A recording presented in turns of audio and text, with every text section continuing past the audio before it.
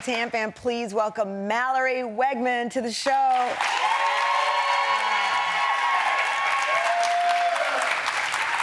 So, Mallory, okay, full disclosure, I'm already crying. My team brushed out tissue behind me, and these are tears of joy, not tears of sadness, because you lead with such incredible and inspiring joy. And I have to just applaud that from top to bottom. Congratulations on everything.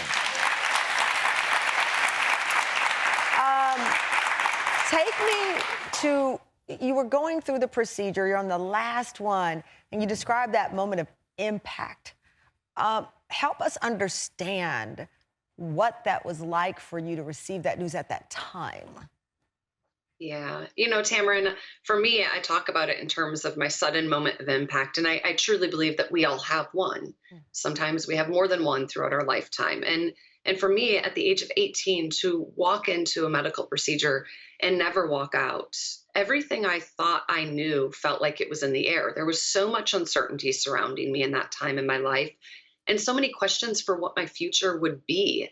And the truth is, adversity is one of the most universal emotions we experience. We all understand that same feeling through different circumstances, of course. But to be 18, 2 months before my 19th birthday, and receive the news that I was now going to live life with a spinal cord injury was devastating, and brought a lot of fear and uncertainty for what that would mean for my future.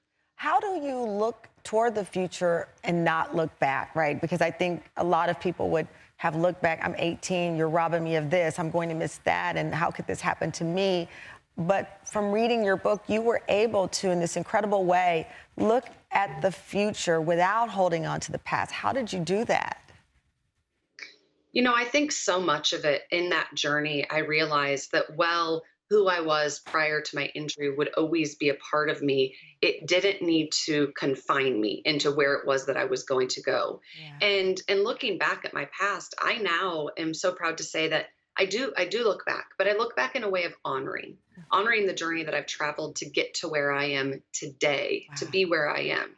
Now, that's a lot easier said in this moment, 13 years later, than it was as I navigated through it. But for me, I found swimming, and swimming really served as that bridge to allow me to connect to my past while guiding me towards my future and meeting me where I was at in the moment. And that's such a big part of that journey of healing, is finding space to just meet yourself where you are in this moment, and create space for that.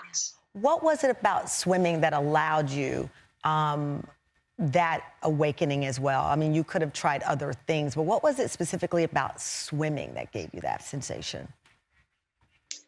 I have swam competitively since I was 7 years old. And so swimming has always been that thing in my life. And, now it's something that is as second nature as walking used to be for me. And so when I got back in the water, there was something cathartic about the fact that it was my constant. Mm. When life is filled with change and uncertainty, you yearn for that thing that feels familiar, the thing that feels unchanged despite what's going on around you. And that black line that trails the bottom of a pool, that was my constant. That was my thing that was unchanged, that I could go to every day. And I have hovered that black line through some of my greatest traumas as I've navigated heartbreak and loss. And I've also followed that black line all the way to the top of the Paralympic podium. Mallory, after becoming a gold medalist, being at the top of your game, you had another physical setback. You described it as your rock bottom. What happened? What happened? After the London 2012 games, I came home a gold medalist and a bronze medalist from those games, and I instantly set my sights on the Rio 2016 Paralympics. And unfortunately, in 2014, while I was traveling for work, I sustained a horrendous injury to my left arm. I had a fall in a hotel shower. The accessible shower bench broke out from the wall the morning I was getting ready.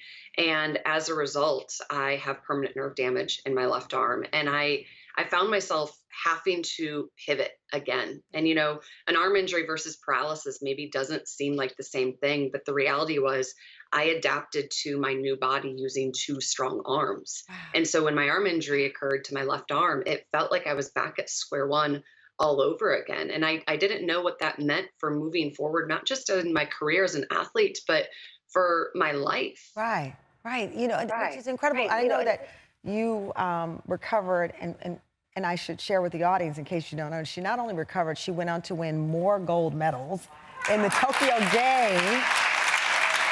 I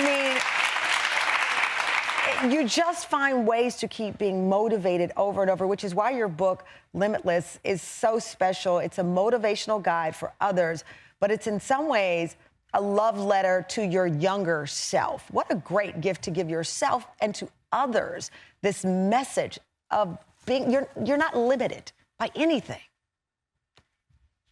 And I think it's that idea, that we all carry circumstances, but we are more than them. And when we navigate through these journeys, whether it was my paralysis, whether it was my arm injury, whatever that moment is in your own life, our now doesn't define what's to come.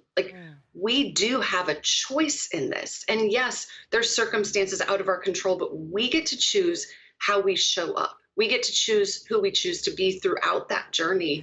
And at the end of the day, understanding that along the way, when we create space to empower and to honor our own journey, that's when we are able to empower ourselves to continue on the fight and bring in that intrinsic motivation to find that inner resilience that exists within all of us.